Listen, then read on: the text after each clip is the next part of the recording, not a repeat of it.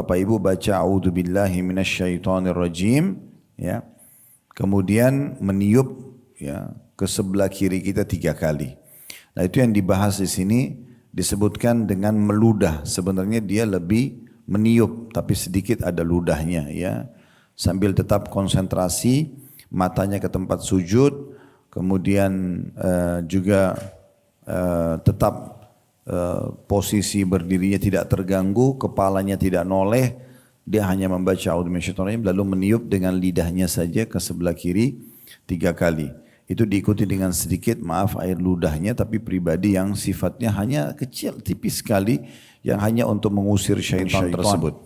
Nah, itu yang dalam sholat gangguan syaitan cukup banyak, membisikkan kita segala macam hal yang membuat nanti akhirnya kita terganggu, tidak bisa khusyuk dalam sholat. Jadi ada hadis Nabi SAW berhubungan dengan masalah azan, ya. Kata Nabi SAW dalam hadis sahih, kalau azan dikumandangkan maka syaitan akan lari menghindari azan tersebut sambil mengeluarkan angin. Ya, mohon maaf ini bahasanya seperti itu. Dan sampai dia ke lokasi yang tidak terdengar lagi suara azan tersebut. Karena dia takut dengan suara azan. Makanya pada saat azan dikumandangkan umumnya ada bisikan-bisikan positif, ya, dari para malaikat untuk kita kerjakan sholat. Tapi kapan seseorang melalaikan itu, maka selepas azan syaitannya akan kembali dan menggoda orang yang mau sholat. Kemudian dia lari lagi pada saat iqamah, lalu dia kembali lagi setelah iqamah selesai dan khusus menggoda orang-orang yang sedang mengerjakan sholat. Maka kata Nabi SAW, syaitan pun membisikkan di kuping orang itu, ingatlah ini, ingatlah itu, sampai akhirnya orang tersebut tidak mengingat lagi berapa jumlah rakaat yang dia kerjakan. Nah, jadi itu memang adalah bisikan-bisikan syaitan. Ya, tetapi tentu ada kiat-kiat yang memudahkan kita untuk menepis syaitan tersebut. Yang pertama tentunya kita menguatkan keikhlasan kita kepada Allah pada saat sholat. Karena kalau Bapak Ibu makin ikhlas, makin mengejar apa yang Allah janjikan di ibadah yang sedang kita kerjakan, maka makin Allah berkahi, makin Allah mudahkan. Ya. Seperti misalnya kita datang ke majelis ilmu seperti ini, seperti orang pergi berjihad, orang pergi haji dan umroh, orang mengerjakan apa saja ibadah. Yang membuat mereka lebih konsentrasi, lebih menikmatinya kalau dia ikhlas. Betul-betul dia karena ingin mengejar pahala dari Allah Subhanahu wa taala. Itu yang pertama. Yang kedua adalah bagaimana kita menyatukan kalau dalam sholat 3 hal sekaligus yang pernah kita sampaikan, ya, tepat waktu, tepat bacaan dan tepat gerakan. Kalau ini ada, maka akan sangat membantu seseorang itu bisa khusyuk. Oleh karena itu jangan pernah tunda azan sholat itu, ya. Ya harus tepat waktu, kemudian tepat gerakan, harus sesuai dengan yang diajarkan Nabi SAW dan tepat bacaan. Nah, ini poin yang kedua, ya.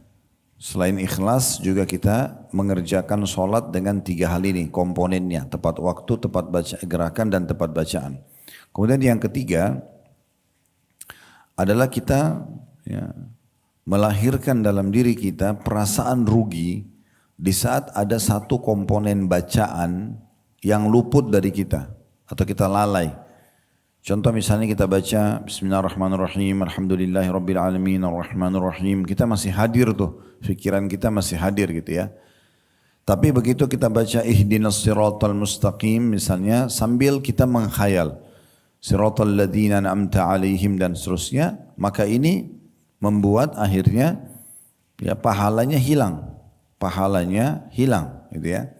Tidak ada lagi pahala yang dia bisa dapatkan karena memang, ya, di saat dia menghayal tidak khusyuk, tidak diberikan pahala. Nah, ini kita harus melahirkan dalam diri kita perasaan rugi kalau kita, ya, membiarkan syaitan membisikkan hal-hal yang seperti ini, akhirnya kitanya kehilangan pahala. Nah, baru yang keempat, kita menghindari dosa semaksimal mungkin, dan yang kelima terakhir adalah yang dibahas pada poin ke-20 ini. Yaitu Bapak Ibu baca a'udzubillahi minasyaitonirrajim, ya.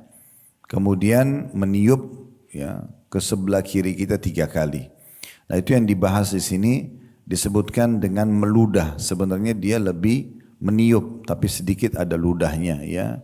Sambil tetap konsentrasi, matanya ke tempat sujud, kemudian juga tetap posisi berdirinya tidak terganggu, kepalanya tidak noleh, dia hanya membaca a'udzu minasyaitonir rajim lalu meniup dengan lidahnya saja ke sebelah kiri 3 kali. Itu diikuti dengan sedikit air ludahnya, tapi pribadi yang sifatnya hanya kecil, tipis sekali, yang hanya untuk mengusir syaitan tersebut. Nah itu yang disinggung di poin ke-20. Ini sunnah yang jarang dilakukan oleh kaum muslimin. Makanya masuk dalam kategori bahasan sunnah-sunnah yang terlupakan gitu ya. Di halaman 125 di poin 20, meludah ke kiri 3 kali ketika mendapat gangguan syaitan. Kata penulis, tidak sedikit orang yang sholat mengeluhkan musibah dalam kurung perasaan was-was yang mereka alami dalam sholat. Dan sholat ini merupakan tiang agama. Kalau dia bagus, baik, maka akan membantu amal-amal yang lain nanti di hari kiamat. Kalau dia buruk, maka akan mengganggu juga gitu ya.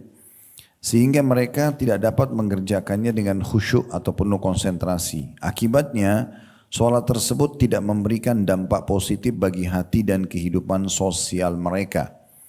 Dikarenakan selalu menuruti perasaan atau was-was itu. Ya, berarti dari sini kita ambil satu poin juga, bahwasanya orang kalau konsentrasi dalam sholat itu ada dampak positif pada ketenangan jiwa. Ya.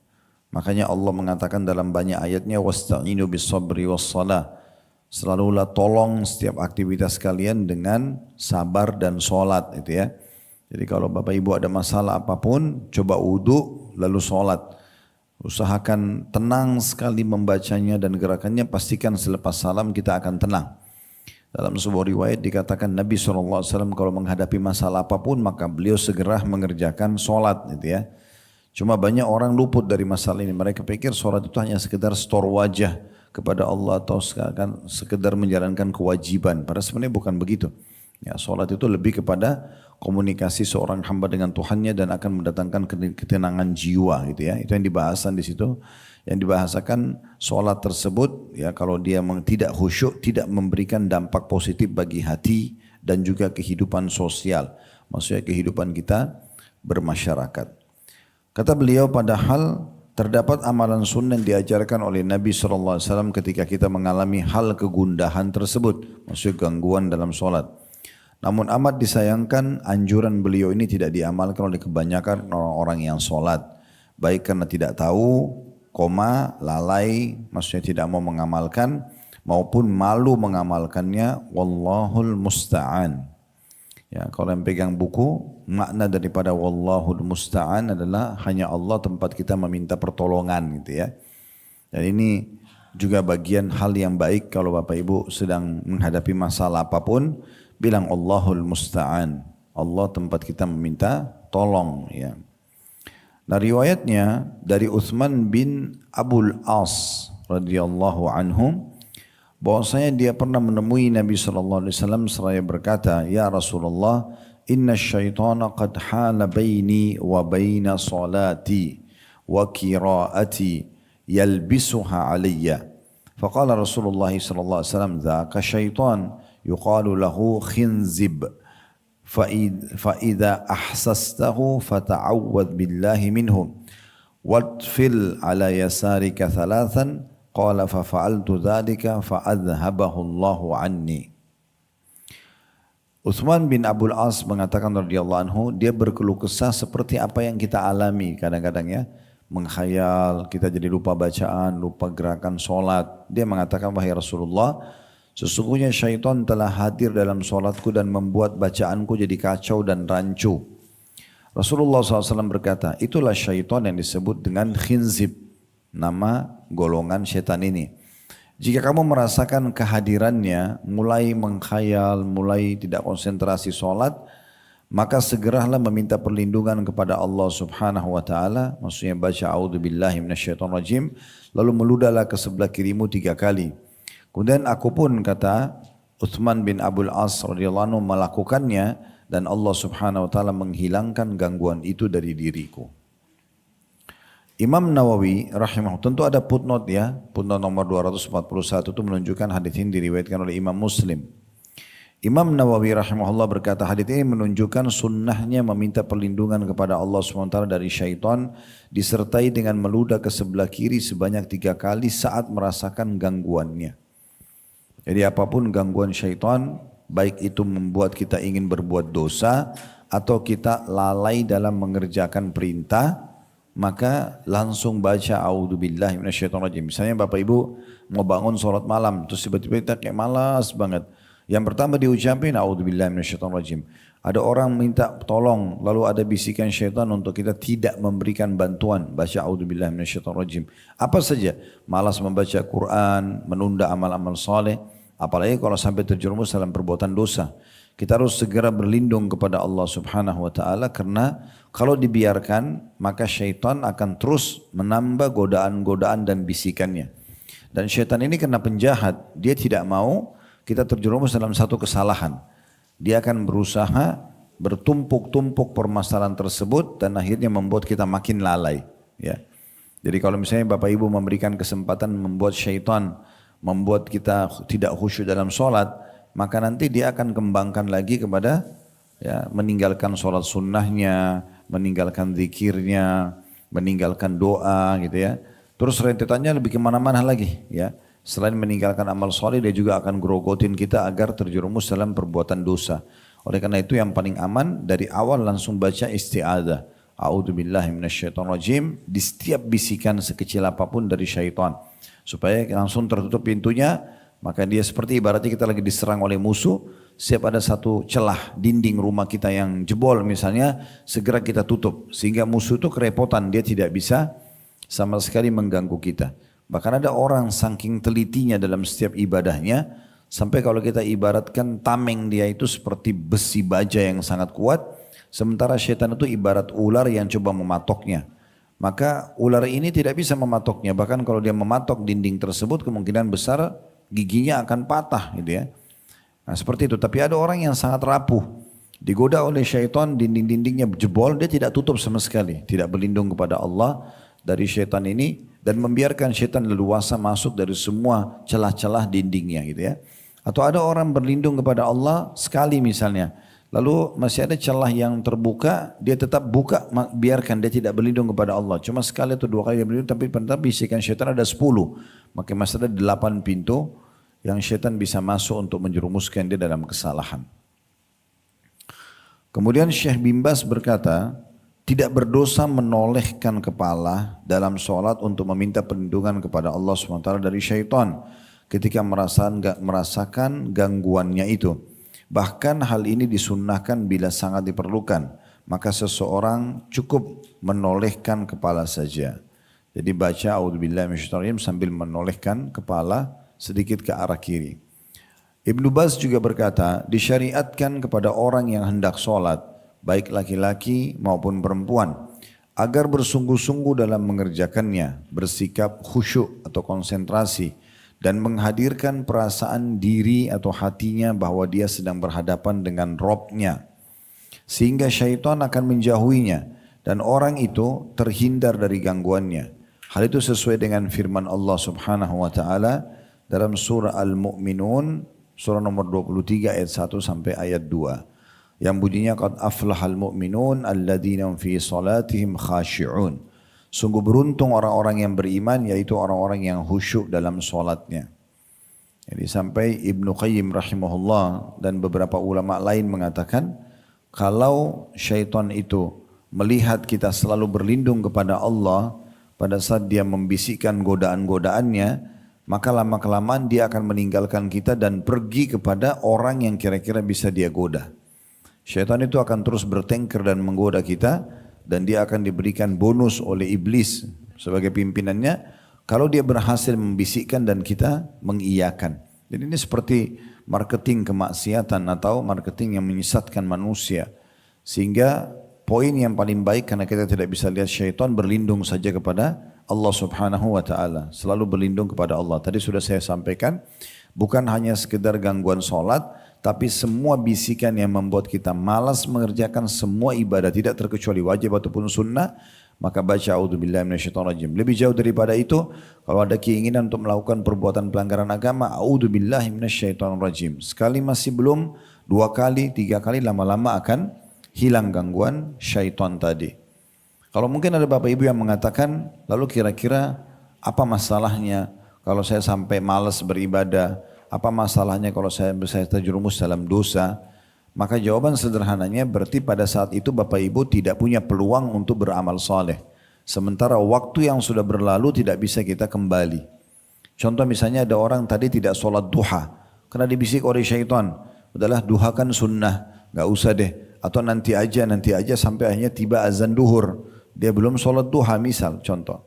Lalu kemudian dia duduk di pengajian seperti ini lalu dia dengarkan, oh ternyata Nabi SAW bersabda di tubuh manusia ada 360 sendi, dia tiap hari harus bersedekah agar menyelamatkan sendi-sendinya dan 2 rakaat sholat duha menutupi itu. Baru dia mau kerjakan, gak bisa lagi. Waktunya sudah lewat. Ya. Syaitan berharap itu. Bagaimana dia bisikkan kita agar ragu atau malas mengerjakan sebuah ibadah, minimal keluar dari waktunya. Supaya tidak ada kesempatan lagi untuk mengerjakan. Gitu kan? Makanya bisikannya itu selalu syaitan sementara saja. Selalu bisikannya hanya sementara saja. Nah ini yang harus kita perhatikan. Sama juga dengan maksiat ya. Sehebat apapun dia bisikan maksiat kepada kita, sebenarnya kita bisa lolos dari dia. Dengan cara kita terus beristiadzah dan coba bertahan. Karena itu hanya ada batas waktunya. Gak lama kemudian dia akan pergi dan meninggalkan kita. Nah beruntunglah orang yang menyadari masalah ini sehingga akhirnya yang ada karena dia selalu berlindung kepada Allah dari syaitan, dia mampu mengerjakan amal soleh tersebut, dia juga mampu meninggalkan dosa-dosa yang dibisikkan. Dua-duanya ibadah ya. Jadi kalau misalnya tadi kita dibisikin syaitan untuk tidak sholat misalnya, lalu kita lawan, kita kerjakan sholat dapat pahala. Satu sisi yang lain, maksiatnya tadi kita tidak jadi, hampir tidak kerjakan sholat itu, kita tinggalkan maksiatnya, itu juga ibadah sendiri. Jadi semua bisa didapatkan pahala. Kemudian dikatakan kapanpun gangguan tersebut semakin menjadi-jadi, seseorang disyariatkan untuk meminta perlindungan kepada Allah SWT dari godaan syaitan yang terkutuk.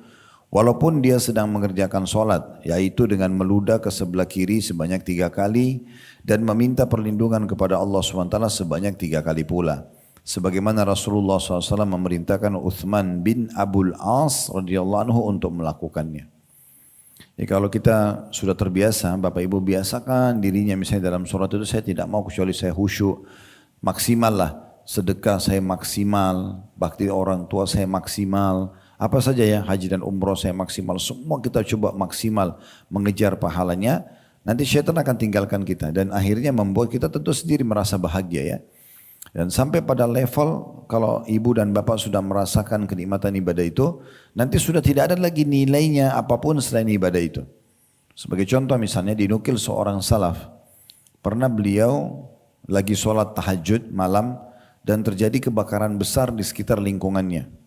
Jadi semua rumah-rumah terbakar, orang-orang pada teriak semuanya, wahai fulan selamatkan dirimu, tapi dia tidak keluar dari rumahnya. Subhanallah, orang semua selamatkan diri pergi. Setelah api redam, rumah-rumah sudah pada hangus semuanya, termasuk rumahnya orang ini. Banyak yang terbakar, tetapi dia dengan sejadahnya sama sekali tidak disentuh oleh api. Maka orang-orang datang dan mendekati dia selain mengatakan, apa yang kamu rasakan, apa yang kamu ucapkan, sampai Allah masih selamatkan kamu. Biasanya orang tidak bisa selamat dari api seperti ini. Maka dia mengatakan, saya menikmati gerakan dan bacaan sholat saya, dan saya membayangkan bagaimana panasnya api neraka sehingga api ini menjadi kecil buat saya. Nah itu semua level seperti ini akan didapatkan kalau seseorang memang sudah terbiasa berlindung kepada Allah setiap ada gangguan syaitan dan dia sudah menikmati ibadahnya. Berapa banyak orang yang ketagihan dan makan merasa bersalah kalau dia sudah biasa sholat tepat waktu lalu dia terlambat sedikit aja. Ibu-ibu mungkin sudah terbiasa menikmati pakai jilbabnya. Sekali terbuka aja kita merasa bersalah. Semua itu karena sudah ada perasaan untuk menikmati ibadah tersebut. Semua ibadah sama. Dan coba kita introspeksi diri. Ibadah mana saja kira-kira yang kita masih kendor, maka itu yang harus kita perkuat. Ya, ibarat kalau pagar itu tembok, maka kita cari tembok kita mana yang masih rendah, yang kira-kira bisa ya dijebol oleh musuh, maka kita perbaikin ya. Kalau kita sudah baik dari sisi ibadah wajib, kita rentet semuanya dari sholat kita, selalu tepat waktu, benar gerakan, tepat waktu dan tepat bacaan. Kita pindah juga introspeksi tentang zakat kita, tentang puasa Ramadan kita, tentang haji kita. Lalu kemudian kita rentet semua yang wajib-wajib, bakti sama orang tua, silaturahim keluarga misalnya. Sudah semuanya bagus, tinggal konsisten pertahankan, kita pindah ke ibadah-ibadah sunnah, kira-kira mana yang masih kita lalai. Lalu kita mulai memperbaikinya, terus begitu. Setiap ada godaan untuk tidak mau mengerjakan atau malas, baca a'udzubillahi minasyaitonirrajim. Kuatkan dengan terus membaca keutamaan-keutamaannya ya. Karena peluang ibadah sekali lagi tidak bisa terulang. Ya. 1 menit yang lalu saja tidak bisa kita kembali, apalagi kalau kita sudah bicara kemarin, minggu lalu, tahun lalu dan seterusnya. Nanti ini akan membedakan derajat-derajat kita di surga. Siapa orang yang paling rajin, betul-betul mengisi waktunya dengan ketaatan-ketaatan kepada Allah SWT maksimal, maka kita akan temukan orang seperti ini juga akan maksimal mendapatkan balasan dari Allah Subhanahu wa taala. Itu kurang lebih gambaran tentang membaca isti'adzah. Dan perlu saya tambahkan poin penting ya, kita tidak perlu menghina syaitan. Ya, tidak perlu kita mengatakan syaitan ini kurang ajar atau apa, itu nggak perlu. Setiap ada gangguan tinggal baca isti'adzah saja sebagaimana diajarkan di dalam bahasan kita barusan ini. Sekarang kita masuk poin 21, di antara sunnah berhubungan dengan masih sholat ya, bervariasi dalam jumlah bacaan zikir setelah sholat. Jangan buru-buru meninggalkan lokasi tempat duduk. Setelah salam, coba usahakan berzikir kepada Allah Subhanahu wa taala ya. Karena kata Nabi SAW, siapa yang selesai sholat selama belum berdiri dari tempat sholatnya tidak pindah, bukan dari sini pindah ke kiri atau ke kanan, tetap di tempat dia duduk, tidak berbicara dengan orang di sebelahnya dan tidak membatalkan wudunya. Mungkin dengan mengeluarkan angin, maka malaikat atas kepalanya terus mendoakan dia, mengatakan Allahumma gfirlahu, Allahumma arhamhu, ya Allah ampuni dia, ya Allah rahmati dia, sampai dia melanggar salah satu dari 3 hal ini. Dia berdiri dari musallahnya, dia bicara dengan orang di sebelahnya, atau dia membatalkan wudunya. Selama kita tidak langgar ini, terus doa malaikat itu berlaku pada kita. Terus berlaku pada kita. Kata penulis ada beberapa hadis menerangkan zikir-zikir setelah solat. Di antaranya hadis yang menyebutkan jumlah bacaan tasbih. Meskipun sifat zikir tersebut diungkapkan secara berbeda-beda, namun semuanya benar berdasarkan hadis-hadis yang sahih. Yakni masuk dalam kategori perbedaan yang bersifat variatif, bukan bertentangan. Sebagaimana keterangan para ulama berhubungan dengan masalah ini. Oleh karena itu hendaknya seorang muslim membaca zikir pada satu waktu menurut sifat yang ini, dan pada waktu yang lain membaca zikir menurut sifat yang berbeda. Maksudnya selama ada pilihannya, maka usahakan semuanya dibaca. Supaya dicatat di buku amal kita, semuanya pernah kita kerjakan walaupun sekali seumur hidup. Dengan demikian dia bisa mengamalkan semua variasi sifat bacaan zikir sebagai wujud pengamalan terhadap sunnah Nabi SAW. Di antara hadis-hadis tersebut, ini supaya lebih jelas kita lihat bagaimana hadisnya. Saya bacakan dulu bahasa Arabnya baru kita masuk ke terjemahan. Dari Abdullah bin Amr radhiyallahu anhuma, kita bilang radhiyallahu anhuma karena Abdullah dan Amr dua-duanya sahabat. Dia berkata, Rasulullah SAW bersabda, khaslatani wa fi riwayah, ya, khaslatani. Ya, maaf, kita ulangi, khallatani wa fi riwayah khaslatani. La yuhsihima rajulun muslimun illa dakhala al-jannah. Ala wa huma yasir wa man ya'mal bihima qalil. As-salawatul khams. Yusabbihu ahadukum fi duburi kulli salatin ashran. ويحمده عشرا ويكبره عشرا فهي 50 و100 في اللسان و1500 في الميزان وأنا رأيت رسول الله صلى الله عليه وسلم يعقدها بيده وإذا أوى أحدكم إلى فراشه أو مضجعه سبح 33 وحمد 33 وكبر 34 فهي 100 على اللسان و1000 في الميزان قال رسول الله صلى الله عليه وسلم فأيكم يعمل في اليوم والليلة 2500 سيئة Qila ya Rasulullah, kaifa la nuhsiha? Faqala inna syaitana ya'ti ahadakum wa huwa fi salati fayaqul udhkur kadha wa ya'tihi inda manami fayunimuhu. Terjemahan dari hadis yang panjang tadi adalah, kata Nabi SAW, ada dua hal yang apabila diamalkan oleh seorang muslim, maka dia dijamin masuk surga. Saya ulangi lagi, kata Nabi SAW, ada dua hal yang apabila diamalkan oleh seorang muslim, maka dia akan masuk surga. Kedua hal itu sangat mudah, ya. Namun tidak banyak orang yang mengamalkan. Nah, kita sekarang perlu garis bawahi poin ini ya. Kita berharap kita termasuk orang yang tidak banyak itu. Karena tidak banyak orang yang mengamalkan. Artinya ada sedikit sekali orang yang mengamalkan. Padahal sebenarnya amalan ini mudah. Yakni sholat 5 waktu. Selalu dijaga. Tepat waktu, tepat bacaan, tepat gerakan tadi yang sudah kita sebutkan. Setiap selesai sholat, setelah itu salah seorang dari kalian bertasbih, bertahmid dan bertakbir. Subhanallah, Alhamdulillah, Allah Akbar. Masing-masing 10 kali. Ya, ini jumlah minimalnya ya. Kalau yang hadis lain menyebutkan 33 masing-masing ya. Tapi ini minimalnya 10 kali. Sehingga total semuanya adalah 150 zikir di lisan. Ya. Jadi dia baca subhanallah, alhamdulillah, Allahu Akbar masing-masing 10 kali. Kalau dihitung berarti 3 ya. Sehingga total semuanya adalah 150 zikir di lisan namun 1500 di timbangan amal kebaikan. Ya. Kenapa dikatakan di sini 150? Ada yang tahu?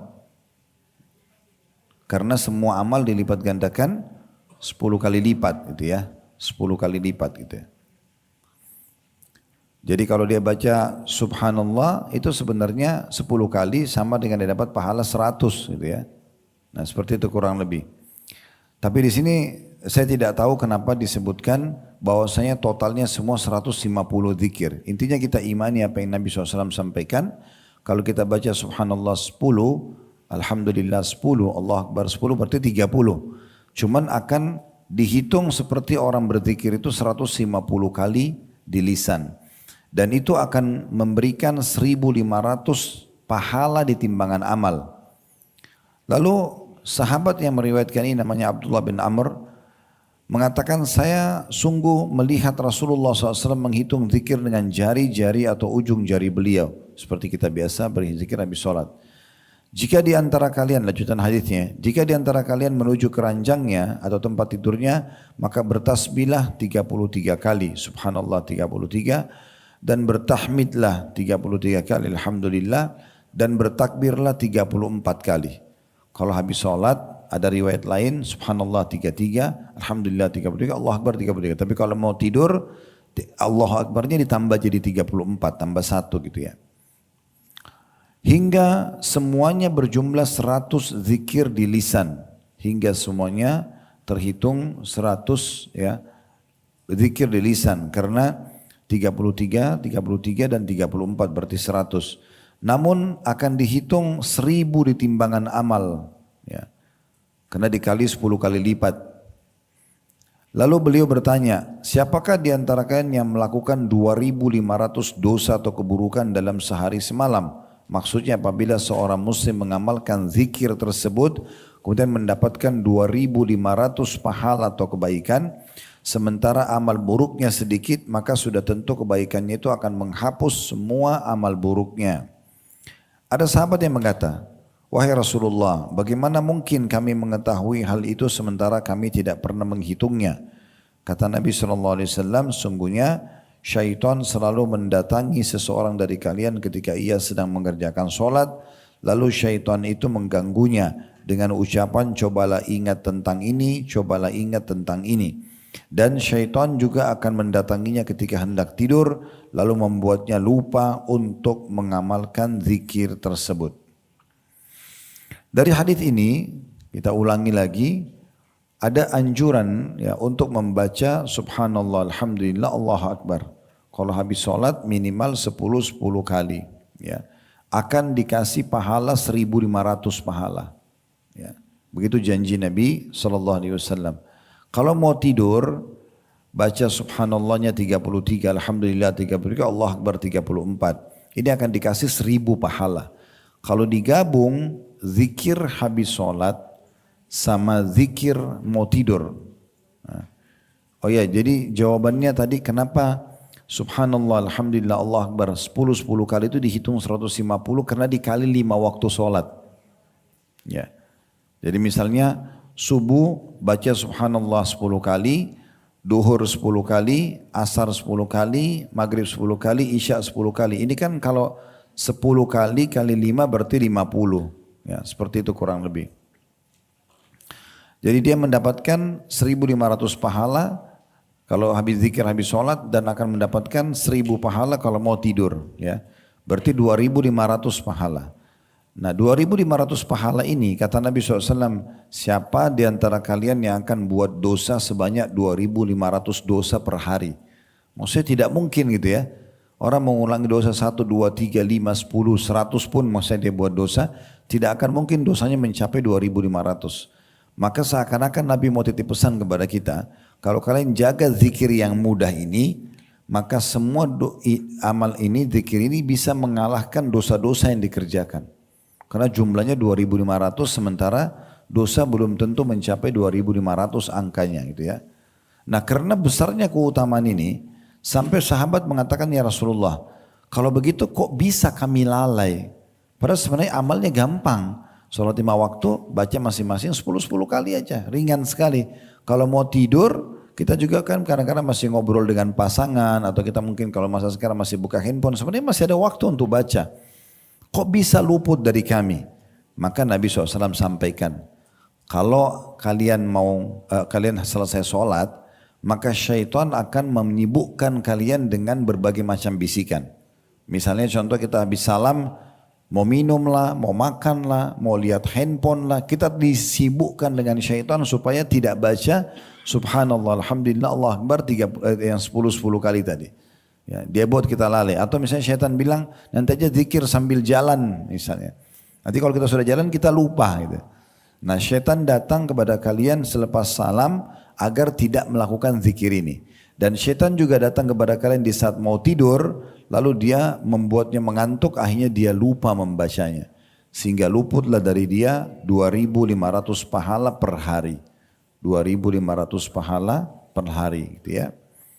Nah dari hadis ini kita ambil banyak sekali pelajaran. Yang pertama, mudahnya seorang muslim masuk ke dalam surga.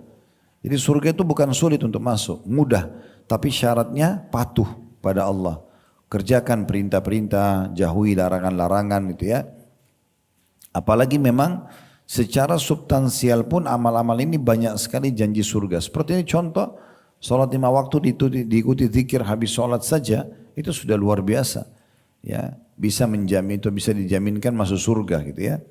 Ada juga hadis yang lain, siapa yang membaca ayat kursi, satu ayat saja dari surah Al-Baqarah selepas sholat 5 waktu, ya, habis subuh, habis duhur, habis asar, habis maghrib, habis satu baca ayat kursi, maka tidak ada yang menghalangi antara dia dengan surga kecuali kematian. Dijamin masuk surga asal dia baca ayat kursi. Maka satu ayat ini dibaca dulu. Ya, usahakan kita bisa menyelesaikan baru kita melakukan aktivitas yang lain. Tentu bukan tidak boleh ya kalau urgen. Misal contoh Anda buru-buru sekali ya. Tapi Anda usahakan tidak lupa. Ya. Misal contoh ya, ada ibu-ibu punya anak kecil yang nangis misalnya, atau suaminya lagi butuh bantuan dia, atau ada hal-hal yang urgen. Habis sholat kita harus berdiri. Nah kalau darurat pun harus berdiri, tidak sempat baca zikir subhanallah, alhamdulillah, Allah Akbar 10 kali minimal. Kalau sampai 33 kali itu lebih afdal lagi gitu ya. Maka paling tidak kita berazam dan bertekad, ini bukan menjadi sebuah pola. Misalnya pada hari itu kita lalai, kita terpaksa harus berdiri, tapi besok kita jangan lakukan hal yang sama. Ya, atau misalnya subuh tadi kita buru-buru karena bayi kita menangis misalnya, maka duhur tetap aja kita berzikir, asar kita berzikir, maghrib dan tidak mengganggu gitu ya. Itu hanya kebetulan urgen saja. Dan di saat kita harus berdiri pun kita minta kepada Allah agar jangan lupa, tetap kita berzikir. Ya. Tadi misalnya ada yang sholat kemudian buru-buru, tetap dia usahakan sambil jalan dia sambil berzikir. Sehingga tidak luput dari dia keutamaan ini. Itu pelajaran yang pertama. Harusnya seorang muslim betul-betul peduli dengan ya hal yang atau mudahnya surga bagi seorang muslim dengan sibuk mengerjakan amal-amal yang disebutkan tadi. Pelajaran yang kedua, pentingnya seseorang untuk selalu berzikir kepada Allah. Dan zikir ini satu-satunya ibadah yang terus akan kita kerjakan walaupun kita sudah masuk ke dalam surga. Di surga udah nggak ada sholat, nggak ada puasa, nggak ada zakat, nggak ada jihad, nggak ada lagi yang lain. Satu-satunya ibadah yang masih bertahan hanya zikrullah. Oleh karena itu ulama mengatakan zikir ini adalah ibadah yang paling utama, gitu ya. Kalau kita selalu mengingat Allah Subhanahu Wa Taala, biasakan kita selalu bilang Subhanallah atau Alhamdulillah atau Masya Allah, la haula wa la quwata illa billah. Selalu itu yang kita ucapkan, gitu ya. Jadi tinggalkan sudah istilah astaga atau yang semisalnya gitu ya, yang kira-kira tidak ada manfaatnya gitu ya. Bukan kita menyalahkan bahasa Indonesianya, bukan. Tapi daripada astaga, astagfirullah lebih bagus misalnya gitu ya. Atau kita kagum hanya dengan mimik wajah atau kosakata yang apalah kita bisa ucapkan, sekarang kita mengatakan Masya Allah atau Subhanallah.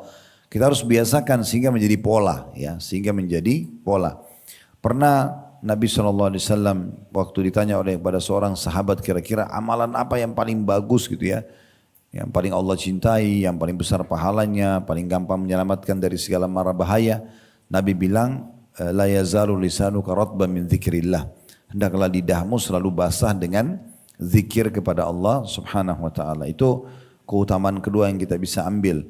Ini baru dibahas tentang zikir habis salat, baca subhanallah, alhamdulillah, Allah akbar masing-masing 10 kali. Kalau dikali masih ditambahkan jadi 30, dikali 5 waktu sholat berarti 150 bacaan, dikasih pahala 1500. Belum kita baca istighfar 100 kali per hari, belum kita baca la haula wala quwata illa billah, belum kita baca subhanallah alhamdulillah wala ilaha illallah Allah akbar, belum kita baca la ilaha illallah wahdahu la syarikalah lahul mulku wal hamdu wa huwa ala kulli syai'in qadir, dan sekian banyak zikir-zikir yang luar biasa. Sedikit saya berbagi berhubungan dengan masalah ini. Ada hadis Nabi SAW disebutkan oleh Al-Mundhiri, dan usahakan Bapak Ibu amalkan ini ya. Kata Nabi SAW, siapa yang membaca selepas subuh sebelum mengubah posisi duduk, la ilaha illallah wahdahu la syarikalah lahul mulku wa lahul hamdu yuhyi wa yumit wa huwa ala kulli syai'in qadir 10 kali. Riwayat yang lain yuhyi wa yumit diganti dengan biyadihil khair. La ilaha illallah wahdahu la syarikalah lahul mulku wa lahul hamdu biyadihil khair wa huwa ala kulli syai'in qadir. Maka dia akan dikasih 7 hal oleh Allah. Ada riwayat yang mengatakan yang pertama dia akan dicatatkan 10 pahala, ada riwayat yang mengatakan 100 pahala. Dihapuskan darinya 100 dosa, diangkat 100 derajat, diselamatkan dari gangguan syaitan. Allah datangkan malaikat yang akan melindungi dia, ya.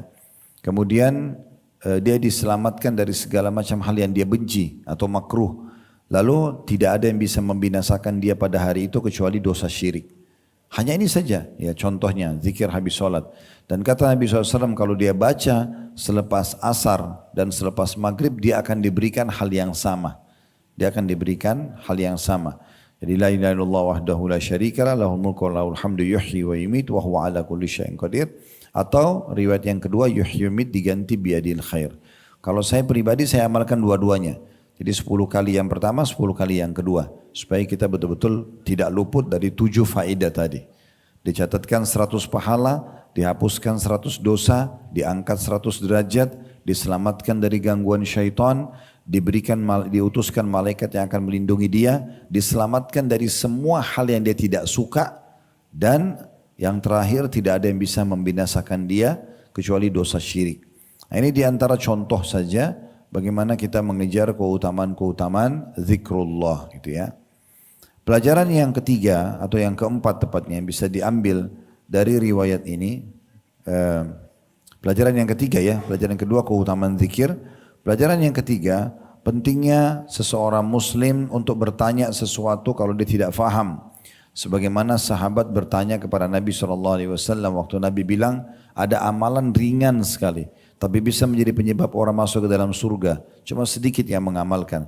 Maka sahabat bertanya, ya Rasulullah, bagaimana bisa kami lalai? Kalau biasanya kan kalau kita dengar, oh Coba baca subhanallah 33 habis sholat, alhamdulillah 33, Allah Akbar 33 dalam hadis yang lain. Lalu dia genapkan 100, la ilaha illallah wahdahu la syarika lah lahul mulku wa lahul hamdu wa huwa ala kulli syai'in qadir, maka akan diampuni dosanya walaupun sebanyak buih di lautan. Orang begitu dengar, kita termotivasi, tapi syaitan akan coba menaruh tameng di situ supaya kita tidak amalkan. Berapa kali habis sholat kita tidak zikir ini, dan tidak bisa kita perbaikin. Yang sudah berlalu sudah bisa berlalu. Misal contoh kita hidup 40 tahun sholat misalnya, 30 tahun sholat, 20 tahun sholat. Berapa kali zikir habis sholat seperti ini luput dari kita. Hanya karena bisikan syaitan mengejar untuk makan, mengejar untuk ini dan itu. Padahal sebenarnya masih bisa kita tunda karena ini hitungan menit ya. Maka kita harapkan setelah mendengarkan penyampaian seperti ini, mulai sekarang berazam, bertekad untuk tidak meninggalkannya. Nah seperti itu. Kurang lebih gambaran-gambaran yang bisa kita lakukan. Pelajaran yang keempat, adanya syaitan yang tidak akan berhenti menggoda kita. Ada tadi kalau riwayat yang sebelumnya di poin nomor 20 tadi ya, tentang kalau kita lagi diganggu oleh syaitan dalam sholat, kita baca a'udzubillahi minasyaitonirrajim dan meludah ke sebelah kiri 3 kali. Karena syaitan menggoda supaya tidak khusyuk, minimal mengurangi pahala sholat. Nah di sini poin ke-21, syaitan datang lagi menggoda untuk tidak zikir habis sholat. Ya. Tidak zikir pada saat mau tidur. Nah ini penting ya. Jadi Bapak Ibu jangan anggap remeh itu ya, uduk sebelum tidur, terus zikir ya. Itu banyak sekali zikir mau tidur yang harusnya tidak luput dari kita itu ya. Yang itu doa-doanya sangat mulia sekali. Sangat mulia sekali. Ya. Baik, kita masuk ke poin nomor 22. Bertasbih sebanyak 25 kali. Kemudian ditambah dengan tahlil. Hadisnya ada 2 di sini diangkat oleh penulis. Hadis pertama adalah dari Zaid bin Thabit radhiyallahu anhu, dia berkata, umiru an yusabbihu dubara kulli salatin 33 wa yahmadu 33 wa yukabbiru 34 fa utiya rajulun minal ansari fi manami faqila lahu أمركم رسول الله صلى الله عليه وسلم أن تصبحوا دبر كل صلاة 33 وتحمدوا 33 وتكبروا 34 قال نعم قال فجعلوها 25 وجعلوا فيها التهليل فلما أصبح أتى النبي صلى الله عليه وسلم فذكر له ذلك فقال اجعلوها كذلك. Kata Nabi SAW, kata Zaid bin Thabit radhiyallahu anhu, mereka diperintahkan ya untuk bertasbih sebanyak 33 kali, subhanallah, bertahmid alhamdulillah sebanyak 33 kali, bertakbir Allahu Akbar 34 kali setiap selesai sholat. Kemudian seseorang Ansar bermimpi, didatangi oleh seseorang yang bertanya kepadanya seraya mengatakan, apakah Rasulullah SAW menyuruh kalian setiap selesai mengerjakan sholat untuk bertasbih sebanyak 33 kali, bertahmid 33 kali dan bertakbir 34 kali. Lalu orang yang sedang mimpi itu sahabat menjawab dalam mimpinya, iya. Si penanya tadi berkata lagi, cukuplah bertasbih, bertahmid dan bertakbir sebanyak 25 kali saja. Lalu ditambahi dengan mengucapkan la ilaha illallah. Pada pagi harinya orang Ansar tersebut menemui Nabi SAW untuk menyampaikan perihal mimpinya. Mendengar itu beliau pun mengatakan, jadikan zikir kalian seperti itu, maksudnya 25 kali, lalu ditambah dengan tahlil. Riwayat ini memberikan pelajaran kepada kita, langsung saja kita ambil pelajarannya, bahwasanya Nabi SAW memerintahkan. Tadi ada riwayat sebelumnya kita pelajari membaca 10 kali habis sholat. Subhanallah 10, Alhamdulillah 10, Allahu Akbar 10. Ini kita baca. Nah, ini minimalnya. Mau lebih baik baca 33 kali masing-masing. 33 Subhanallah, 33 Alhamdulillah, 33 Allahu Akbar. Kalau Bapak Ibu mengambil riwayat yang 33, berarti kita sudah dapat 2 faidah sekaligus. Faidah mendapatkan keutamaan dari 10 kali tadi, dan mendapatkan faedah dari 33 kali. Beda keutamaan ya. Kalau kita baca tadi 10 kali saja subhanallah alhamdulillah Allah Akbar masing-masing, setiap habis sholat, jadi 30 dikali 5 waktu sholat berarti 150, pahalanya dicatat 1500. Itu kalau kita sempurnakan lagi dengan 33 masing-masing sebelum tidur, kecuali Allah Akbar 34, maka akan diberikan lagi 1000 pahala, berarti 2500 pahala. Nah kalau kita baca 33 masing-masing habis setiap sholat dan juga pada saat mau tidur, maka lebih besar lagi keutamaannya. Kecuali Allahu Akbar pada saat mau tidur kita baca 34. Ya. Pelajaran yang kedua yang bisa diambil, tentu keutamaan yang kalau habis sholat itu akan diampuni dosanya walaupun sebanyak buih di lautan ya. Kemudian kalau ada orang misalnya ya, dia hanya mau baca kurang dari itu, bolehkah? Maka angkanya antara 10, 25 atau 33. 3 angka itu yang disebutkan dalam riwayat ya. Maka seorang muslim dia bisa variankan ini. Dia bisa baca 10 kali habis sholat, dia juga bisa baca 33 habis sholat. Bisa juga dia membaca 25 kali habis sholat. Ya. Maka semua ini adalah varian yang boleh dipilih. Tapi kami sarankan tetap baca 33 supaya kita otomatis mendapatkan keutamaan hadis yang baca 10 dan baca 25. Pelajaran yang kedua, adanya ru'ya shadiqah atau mimpi yang benar dari seorang muslim. Semua mimpi bapak ibu yang ibu bapak merasa nyaman, ya misalnya melihat kebaikan-kebaikan, kita pakai baju baru, ada bahkan orang mimpi Masya Allah sampai bisa masuk ke dalam surga, ada yang melihat neraka sehingga dia termotivasi untuk lebih ibadah dan takut dari dosa-dosa, atau dia lihat dia pakai ihram sedang melihat Ka'bah, ya dan seterusnya. Semua itu adalah hal-hal yang baik gitu ya. Kalau mimpi baik namanya ru'ya shadiqah, kita bersyukur kepada Allah dan boleh diceritakan kepada orang. Tapi kalau hilm ini mimpi buruk, mimpi seperti jatuh dari jurang, digigit hewan dan segala macam, maka ini kita enggak boleh ceritakan ke orang dan kita harus baca a'udzubillahi minasyaitonirrajim lalu meludah ke sebelah kiri 3 kali dan mengubah posisi ya tidur ya. Kalau bapak ibu mau tenang tidur, coba praktekin nanti malam pada saat sebelum tidur setengah jam atau 1 jam sebelumnya. Coba hindari semua tontonan-tontonan apapun di handphone ya. Betul ini ya. Sebelum tidur coba setengah jam, 1 jam itu tidak ada tontonan, kecuali ceramah mungkin beda. Ya. Atau kalau bukan ceramah, coba bapak ibu baca Al-Quran. Atau berzikir. Zikir mau tidur itu banyak sekali variannya bapak ibu sekalian. Coba dibaca. 1 kali aja, malam ini bisa dipraktekin ya. Coba, pastikan nanti akan berbeda sekali kualitas tidur kita. Biasanya orang itu kalau banyak tontonan atau banyak dosa sebelum tidur, itu dia tidur pun otaknya tetap berfungsi untuk bekerja seperti dia sedang tidak tidur. Jadi ketakutan, banyak beban pikiran, jadi tidurnya nggak maksimal. Kalau orang kosongkan pikiran dia sebelum tidur, yang ada terakhir sekali dia tutup adalah amal-amal kebaikan. Dia misalnya baca Quran, dia dengarin ceramah, lalu dia zikir sebelum tidur, lalu dia tidur. Itu pastikan tidurnya enak sekali. Mimpinya pun mimpi-mimpi yang baik. Namanya ru'ya shadiqah. Penghalang datangnya mimpi ru'ya atau mimpi yang baik ini itu justru itu. Tutup hidupnya maksiat. Ada orang sambil nonton yang haram lalu tidur dengan itu. Ya sudah, syaitan udah kuasain dia. Luput dari dia zikir, pahala tadi itu baca subhanallah alhamdulillah 33 dan Allah Akbar 34 sehingga dicatatkan 1000 pahala, ditambah dengan kalau habis sholat dibaca 10 kali berarti jadi 2500 itu hilang ya. Kemudian juga syaitan akan menguasai dia karena kata Nabi SAW, bacalah ayat kursi pada saat mau tidur karena siapa yang membacanya dia akan dilindungi dari syaitan sampai pagi. Syaitan tidak mau kita baca itu supaya dia bisa menguasain. Dan yang paling gampang dia mengganggu manusia adalah menakut-nakutinya dalam mimpi. Ya. Jadi membebankan. Syaitan itu suka bebankan pikiran kita. Jadi kalau anda lagi hidup begini pun, lagi jalan siang hari, lalu ada beban pikiran itu dari syaitan semua itu.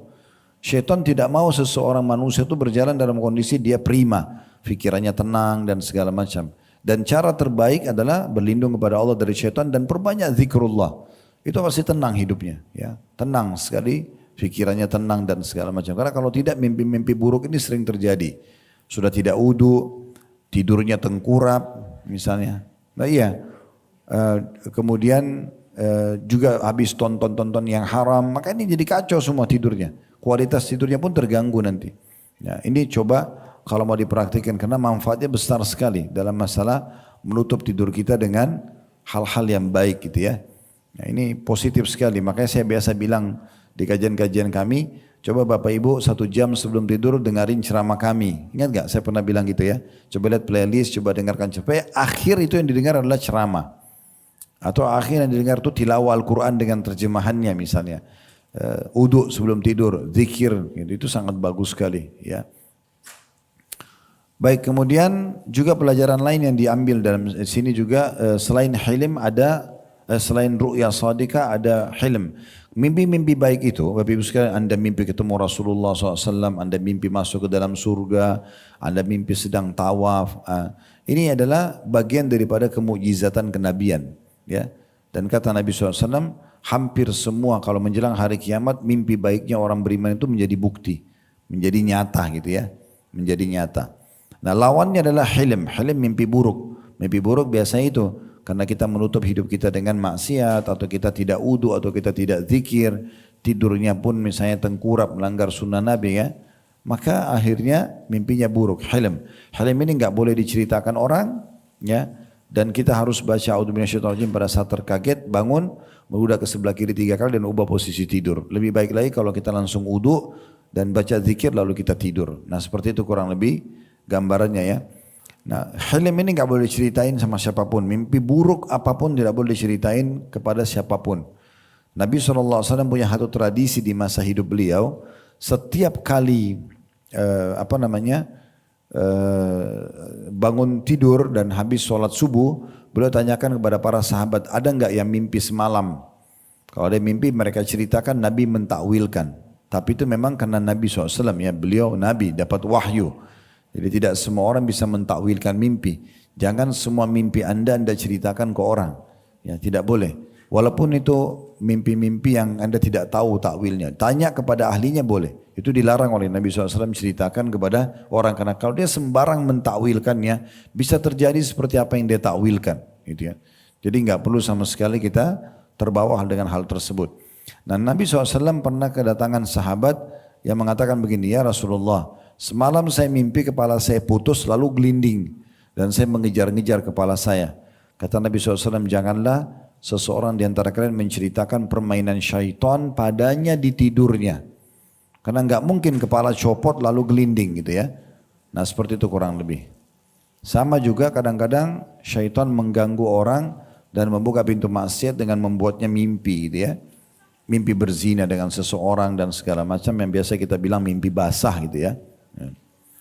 Baik, hadis kedua di dalam bab kita ini, dan ini penutupan bahasan kita pada kesempatan ini. Kedepannya insya Allah nanti kita akan mulai masuk ke bab nomor 6, sunnah seputar solat-solat sunnah. Kalau itu semua yang kita bahas ini sampai hadis terakhir yang kita bahas pada siang ini, itu yang berhubungan dengan solat-solat wajib ya. Hadis kedua berhubungan dengan masalah membaca zikir 25 kali habis solat. Jadi saya bilang tadi ada variannya, bisa 10 kali, bisa 25 kali, bisa 33 kali.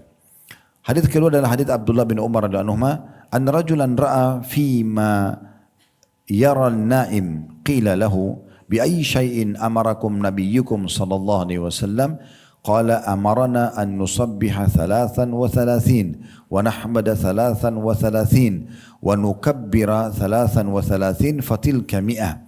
قال سبحوا 25 واحمدوا 25 وكبروا 25 وحللوا 25 فتلك 100. فلما أصبح ذكر ذلك للنبي صلى الله عليه وسلم فقال رسول الله صلى الله عليه وسلم افعلوا كما قال الأنصاري. Kata Abdullah bin Umar radhiyallahu anhu, ada seorang laki-laki dari Ansar penduduk asli Madinah bermimpi, ditanya seseorang. Dalam mimpi ditanya oleh seseorang, apa yang telah diperintahkan oleh Nabimu SAW? Maka dia menjawab, karena dalam mimpi tidak bisa diatur, dia menjawab otomatis, beliau SAW menyuruh kami bertasbih sebanyak 33 kali, bertahmid sebanyak 33 kali, dan bertakbir sebanyak 34 kali. Jadi kalau diakumulasikan semuanya 100 atau berjumlah 100 kali. Orang yang bertanya tadi berkata, bertasbihlah kalian sebanyak 25 kali, bertahmidlah sebanyak 25 kali, bertakbirlah sebanyak 25 kali, dan bertahlillah sebanyak 25 kali. Jadi semuanya berjumlah 100 kali. Pagi harinya mimpi tersebut disampaikan kepada Nabi SAW, lantas beliau bersabda, lakukanlah sebagaimana disebutkan oleh orang Ansar ini. Hadis diriwayatkan oleh An-Nasai dan dihasankan oleh Syekh Albani. Riwayat ini sekali lagi memberikan pelajaran kepada kita, ada namanya ru'ya sadiqah, mimpi yang benar, ya. Dan ada baiknya kita juga minta kepada Allah Subhanahu wa taala agar kalau bermimpi, kalau tidur selalu diberikan mimpi-mimpi yang baik, ya. Jadi kita hindari mimpi-mimpi buruk yang menakutkan atau gangguan syaitan, dan juga bunga-bunga hidup, bunga tidur ya biasanya. Ya, orang beriman itu tidurnya hanya mimpi-mimpi yang baik saja, sehingga dia pun istirahat maksimal dan tenang dengan mimpi tersebut. Ya, itu bisa kita minta kepada Allah. Kemudian pelajaran yang kedua, bolehnya bertasbih selain 33 kali masing-masing dengan mengurangi jumlahnya jadi 25 kali. Cuma bedanya kalau yang 33, subhanallah 33, alhamdulillah 33, Allah Akbar 33 habis sholat misalnya, kita masih tambah dengan satu kali saja la ilaha illallah wahdahu la syarikalah lahul mulku wa lahul hamdu wa huwa ala kulli syai'in qadir. Itu kalau digabung jadi 100 jumlahnya. Nah, riwayat ini menjelaskan kepada kita ada opsi lain. Bapak Ibu baca subhanallah 25, alhamdulillah 25, Allah Akbar 25, lalu la ilaha illallah wahdahu la syarikalah lahul mulku wal hamdu wa huwa ala kulli syai'in qadir juga 25. Kalau digabung 25 kali 4 ini berarti 100. Tapi berarti la ilaha illallah wahdahu la syarikalahnya itu juga 25 kali. Itu kurang lebih yang disebutkan dalam riwayat ini. Dan alangkah baiknya kalau seorang muslim itu memvariankan ya semua bacaan-bacaan sholatnya. Sesekali dia baca 10 kali, sekali dia baca 25 kali, sekali dia baca 33. Walaupun tadi saya bilang kalau Bapak Ibu amalkan yang 33 kali, otomatis hadis